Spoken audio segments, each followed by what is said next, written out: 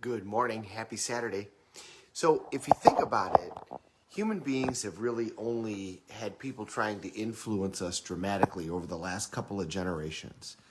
I mean, prior to the television being invented, which is just a few generations ago, you had the radio that would try to influence us when people could listen to it. Remember, they didn't really have them in cars, so you only listened to them at home, and that was only for a few generations, and then you didn't have people really trying to influence you. If you went to town, there would be vendors who would be pitching you, trying to sell their wares. You might have somebody that comes to your house door to door, but boy, that was pretty rare.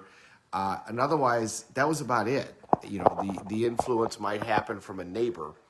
So technology happened, and then the ability of advertisers to come at us and influence us changed dramatically. And that technology continues to change exponentially, right? That's going to continue to be an incredibly difficult thing, or their ability to influence us changes and gets stronger very, very quickly, very rapidly, and in different ways. So, you know, this device that we're holding in our hand allows influence in a way like nobody's seen, and it only recently happened. You know, even when you ignore this device, it chirps at you. It sends you all kinds of messages. And if you haven't seen the documentary regarding how social networks work and how they get you addicted and do all that stuff, you should really take a look at it. So what does that mean in terms of taking control of your life? You know, what happens if you don't take control of your life? Well, if you don't have a plan for your life, then you become part of somebody else's plan. That's what that means.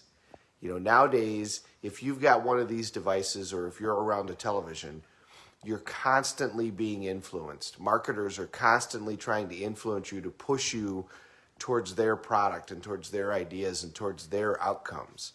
In other words, their plan for their life.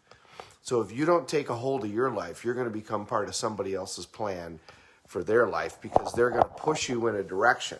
If you don't actively resist that, you know, it's kind of like gravity. Gravity's automatic. We have to actively resist it. We have to stand up. We have to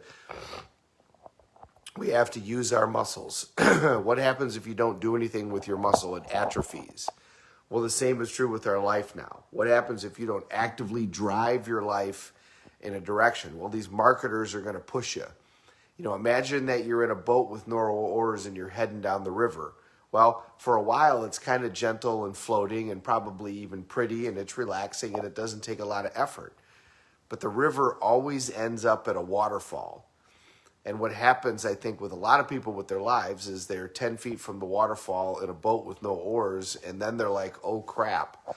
I wish I woulda. I wish I shoulda. I wish I'd have planned. I wish I'd have planned better financially. I wish I would have planned better for my health. You know, how many people sacrifice their health for money and at the end of their life spend all their money to try to get their health back? How many people all of a sudden realize that they've lost their relationship with their spouse or with their kids, and then they'll do anything to try to get it back towards the end of their life when it's, you know, a lot of times it's too late to get it back. And even if you do get it back, it's not the same as if you were present for the entire time. So understand now, life has changed. For humans, it's changed incredibly dramatically.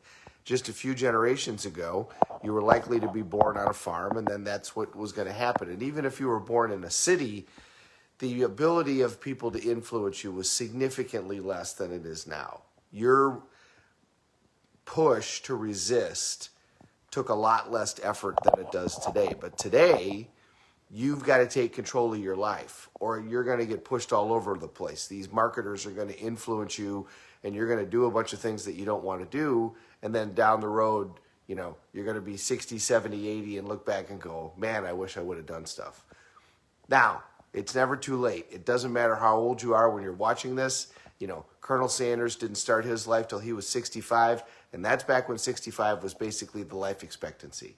And he ended up not significantly wealthy, but he didn't intend to be significantly wealthy. He wanted to be significantly famous, and he certainly accomplished that. And if he wanted to be significantly wealthy, he could have been.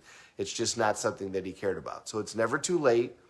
But just understand this technology advances so quickly that we have to really actively resist. We have to actively resist this marketing allowing itself to push us in these directions where we don't want to go. That's why you got to get up every day and you got to do the morning incantations. You got to look at your goals. You got to do all that stuff because you got to influence this. You got to tell this is what we're doing. This is what we're focusing on. This is what we're paying attention to. And then your brain's going to go, great, thank you. Now I can ignore this other stuff and I can do what it is that you want me to do. 2 types of pains, pain of discipline and the pain of regret. Discipline weighs ounces, regret weighs tons. Don't end up 20 years from now looking back going, I wish I would have, I wish I should have.